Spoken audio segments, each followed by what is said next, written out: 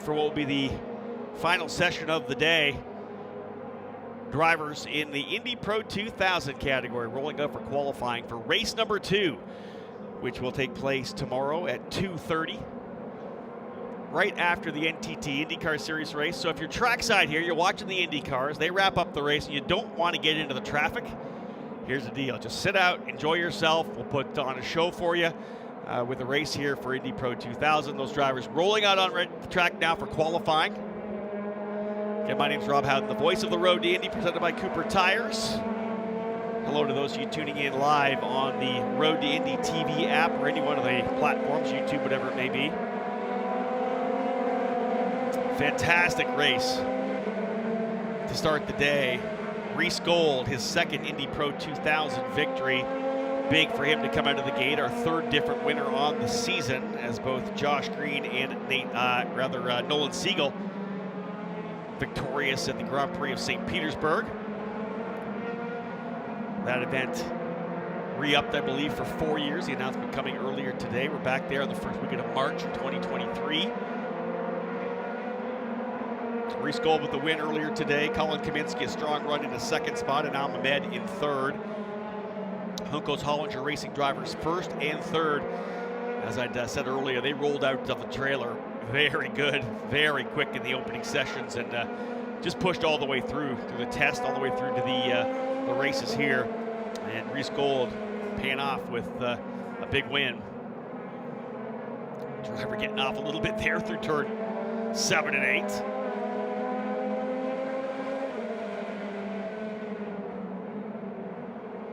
Again, early in the session, drivers just getting things going. 20 minutes of green flag qualifying, and it will be, I believe, a 30-minute session for the drivers here. Sun's starting to work its way to the horizon, still quite warm outside. Trackside here at the racetrack.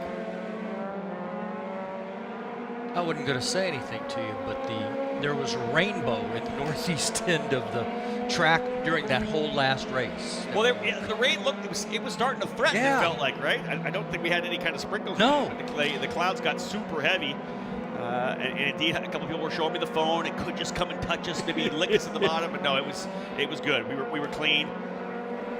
We've had a blessed day here. We have. And with perfect weather. And Rob, you've kept us all up to date. Thoroughly enjoyed it, and looking forward to tomorrow. Yeah, we've got 2 more races. We got 2 races, but again, the NTT IndyCar Series will be out for a great battle as well. This race always fun to watch, and we hope everybody enjoys it from wherever they find themselves around the racetrack. Yep. So just kind of getting things rolling here right now. 4 minutes in. I don't know how much fresh. Let me look down here, see how much. Yeah, we got a number of teams with fresh Cooper tires set out here. The teams with 3 sets of fresh tires to be able to run through qualifying in both of the main events. Doubleheader for the drivers in Indy Pro 2000, so they'll elect when they want to use these fresh tires. Everybody out there, I would assume that on the tires that they ran earlier in qualifying, or potentially even the race tires they just ran. Again, baseline setups on the car. Interesting with the fact that the race is going to be 2:30 tomorrow. It's 6:05 right now. We're also potentially thinking, what, tomorrow, 60% chance of rain, they're saying, could be interesting. So the drivers have to think about that. You roll the dice and use up your fresh tires here, all your fresh ones. It's got to qualify. I'll be using white rain tires tomorrow anyway. So you never know how things are going to play out. Exactly. And the one thing I heard was the rain would be early tomorrow, and it should be dry when we go green with the major race. That's interesting. Yeah, but I don't believe those guys. Yeah, Indy Pro's coming after the IndyCar race as well, so even if there is some rain still, that'll get burned off. So these drivers may have to think about that. Hey, we're at the end of the day. The rain may not be here. Make sure I save a good set of tires, because Barber is notoriously rough on the tires. Yes. Of course, these long duration corners, predominantly, the right-hand corners here, which really put a lot of load on the left side tires, especially the left front. Anam Ahmed has gone P1 right now, 119.239. We'll start throwing some times out. We're only about 6, maybe 5.5 minutes into the session, so we won't carry too much weight on these early lap times, because they're going to come in, bolt fresh tires on, and go to work as that fuel load rolls down. had an opportunity to have a couple of really talented young USF Juniors drivers join us here in the booth. We started the day off with Sam Corey earlier today, the driver for Velocity Racing Development. Matt Clark, 4-time winner on the season for D-Force Racing, joining us as well for the Indy Pro 2000 race. And then for USF 2000, we had Alessandro Di Tullio, the young driver from Miami, Florida, for VRD as well. So yeah, good to have these young kids, get them an opportunity to be in the booth here. A new experience, all about kind of driver development to get them dialed in for a future in motorsports. What amazes me about them is they're not in awe of themselves. They're very grounded. Yeah, indeed. And I think that happens when you come here and you say, this is where I want to be, and realize, I'm kind of on the development level. I'm on my initial steps to try to work my way into the Pro Series, especially when you're here. That's why we love having the USF Juniors here. This is kind of a marquee event for them, being part of the IndyCar weekend, even though they raced on Thursday and Friday, getting a chance to be here at this IndyCar race. And again, they put on an absolutely tremendous show on Thursday and Friday. 20-lap races, green to checker. The second race we didn't get started, but we still were able to go green to checker. Same for Indy Pro 2000 earlier today, no yellow flags. Same for USF 2000. We've run 85 green flag laps with no yellows in our 4 races so far. Wow. So cross our fingers we can do it again tomorrow. Yes. As we said, in the morning we'll have the USF 2000 drivers on track for their second race. And again, as I said before, 2:30 in the afternoon. It will be Indy Pro 2000 capping off the day. A great way to sit, enjoy a race, while everybody else sits in traffic. Exactly. I was thinking the same thing. It'd be awesome to just sit here and watch as people scramble to get out. Reese Gold back to the top of the charts. The winner earlier today goes quickest with a 1:18.642. Nolan Siegel and Kiko Porto, second and third. Siegel and Porto for D-Force Racing. Anam Ahmed in 4th spot. Josh Green 5th. Braden Eves 6th. Louis Foster in 7th. Yuvan Sundaramurthy in 8th spot. Colin Kaminsky and Wyatt Prokacek rounding out the top 10. But again, like I said, don't throw anything at this one now, because wait for the last 5 minutes, because they'll be coming in here midway through the race, bolting on fresh Coopers, and then we'll see who has the speed at that point. Outside the top 10, again, Prokacek 11th, Jordan Missing in 12th, Jack William Miller 13th, Salvador de Alba 14th, and Charles Finelli in 15th spot. Talk about the young guns of the road to Indy. All these kids trying to develop themselves to work their way into the NTT IndyCar Series. Well, I'll tell you, these are great race cars, massively fun events. Oh, yeah. You don't have to be a kid to be in this if you don't want to. Charles Finelli is 58 years old. Part of the road to Indy for a number of years, has run USF 2000, run Indy Pro 2000, and Charles back again this year in that number 83 machine. Very easy to see on the racetrack, white with some bright, I believe, yellow on it. Fat Boy Racing. That's amazing. Not amazing. That's just a great story. It is. People love to race. They don't. They get a big thrill out of just competing at this level too, and an event like this as well. Yeah. Right? There's one thing about racing at a club event and getting out there with your buddies racing, but to be able to run at this kind of a professional level, these kind of races, these kind of tracks with these kind of fans and events in total. Yes. Number of drivers coming in. Here we go. Time to start bolting on some fresh rubber. Pull out the sticker Coopers. Let's see what we got. A couple drivers coming in. I think that one of them might have been Louis Foster. Let's see who else is rolling in here. Anam Ahmed. Indeed, Ahmed in the number 47 coming into pit lane. Anam,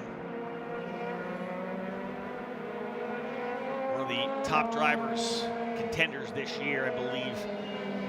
This guy is a talent, former world karting champion, success to the F3 level, F3 champion.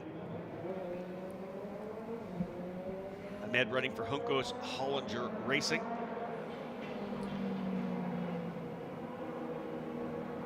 We'll see how things play out as we go racing here, but Anam definitely going to be one to watch in that number 47 machine. Yeah. Hometown London, England, but races under the Pakistan flag. Yes. Proud Pakistani, living in Indianapolis, Indiana now. You follow him on Anam Motorsport on Twitter, Anam Official on Instagram, and of course you can find him on Facebook as well. Right now, having to look, those of you watching online, for the onboard camera, the V-Box camera for Wyatt Prokacek. You're going to see a bunch of that here if you're watching on the RTI Road to Indy app or on the YouTube channel. One of the things we'll be bringing into the broadcast throughout the season is the new V-Box onboard cams. So going to get a lot of that throughout the broadcast here. Give you kind of the driver's eye view of what it's like to hustle a car around this very challenging 2.3-mile racetrack. 17 corners in total. And again, the elevation changes really is kind of the characteristic of this racetrack. Yes, indeed. And we talk about the Alabama roller coaster, but the backside of the course, there is a place where the car just drops and has to get very light, I have to assume. Yeah, you know, that's the thing, Rick. You go down the back straightaway here, and there's, like you said, like, some drop-offs where the car kind of gets light, but then you into a compression. Yes. Where the car just dives down in. Right. And the drivers have to be very precise on where they're coming into the corner, getting it set coming through there, because that can toss a car around pretty quickly. What fun. Yeah, this is a great racetrack for that. One of the things about this track, it's one that you could come to and just drive and enjoy driving. The drivers will all tell you that. It's really hard to pass here. Not a lot of overtaking opportunities. Not the greatest racetrack, but so much fun to drive. Yes. But because we have such a tight field, the racing is intrinsically very good. There's a lot of places that you can force the issue. We've seen some passes, of course, at 5, Charlotte's Web all weekend long. But turn 1, driver makes a mistake there, maybe dive into the inside at turn 2. We saw a pass in USF 2000 down in the turn 7-8 combo, which was absolutely awesome by Billy Fraser. Right. So there are opportunities to make those moves. Now, a couple drivers warming those tires up on the back straightaway, because we do have a number of cars with fresh rubber on here right now, getting things dialed in. Let's see if we got anybody else down pit lane in front of us. Indeed, there goes the number 6 rolling out the J. Howard driver development machine of Salvador de Alba from Mexico. Ahmed still in pit lane. They've got the fresh rubber on Ahmed, but they want to make sure he goes out at the right time. This is one of the key components. Driving out and getting onto the racetrack at the right time. Ahmed pulling right out behind Jonathan Brown in the number 2. Got to get out there in open track. And again, that's one of the key things here. Remember the big kind of the combination, the equation of what it takes to go fast in a qualifying lap. There's so much involved. It's not really just going out, circulating around for a half an hour and trying to get a fast lap. Everything has to come together. As the session comes down, you're burning more fuel. The car's getting as light as it possibly can be. You've got fresh rubber, so you have to bring those tires up to temperature at the right time. You can't go out there and blast off hot laps, because you could potentially burn the tires off a bit. You bring the tires, the Coopers, up to temperature at a certain time. You have to make sure that the tire pressure was set correctly. So when the fuel load is at the bottom and the tires are up to right into that sweet spot in terms of laps, the tire pressure is correct. The driver then has to be able to make sure that they have been able to build a gap on the racetrack so they're not closing up on somebody slowly. How many times have you heard a driver say, I was on a flyer, I was going P1, but I got held up by somebody? Right. That's your job. Don't get held up. Make sure you keep that gap.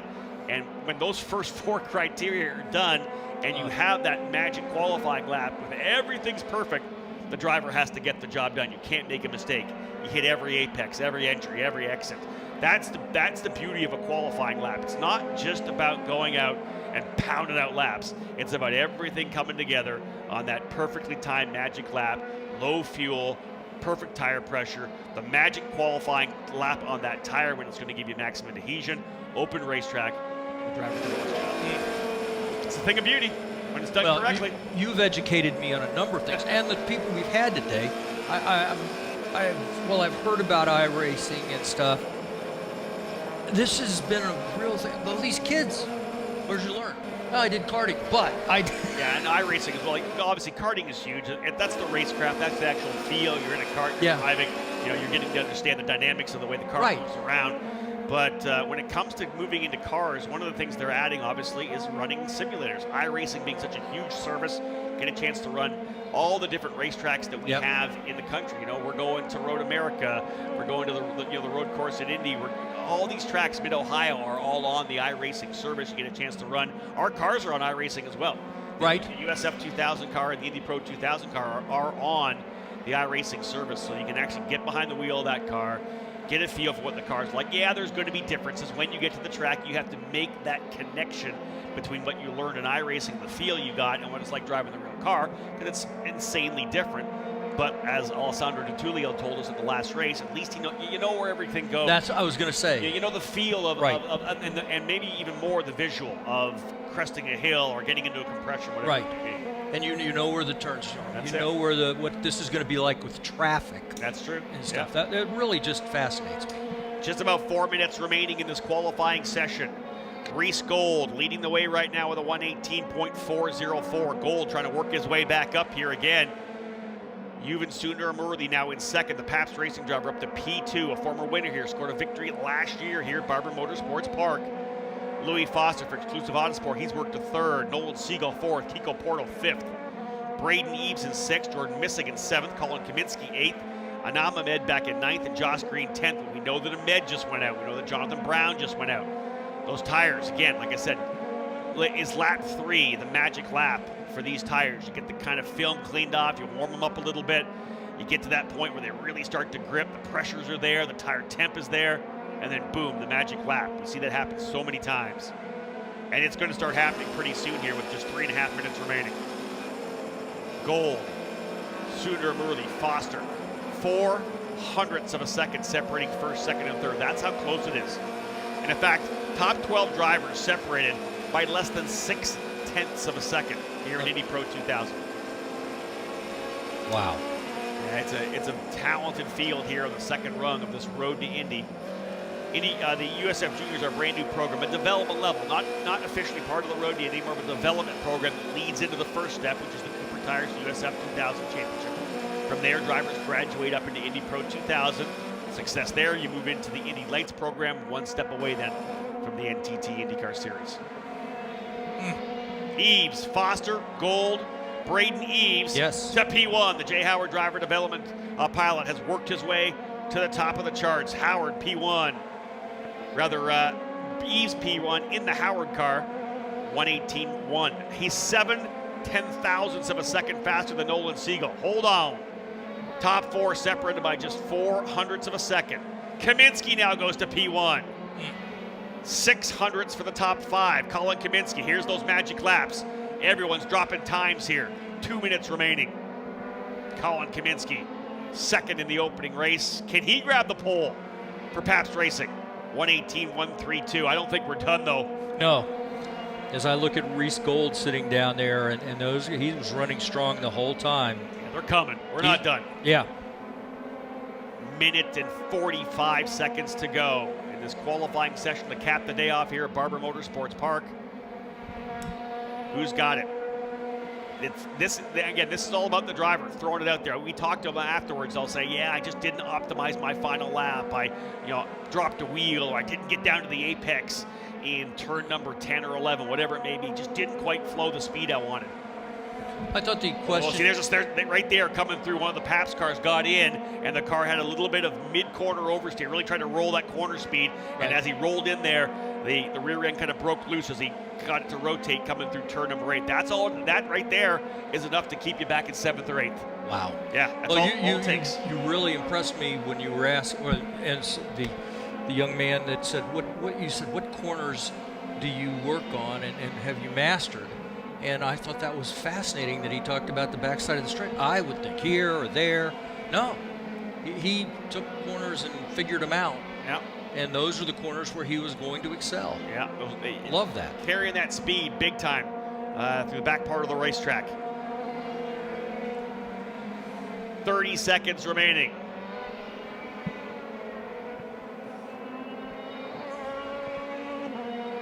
Time winding down. Nolan Siegel has now gone to the top. Siegel P1. Anam Ahmed goes to second. St. Petersburg winner Nolan Siegel for D-Force Racing has gone to the top by 0.05 of a second. Siegel, Ahmed, Eves, Foster, and Kiko Porto the fast 5. Kaminsky in 6th. Gold 7th. Green 8th. Jordan Missing and Jack William Miller rounding out the top 10.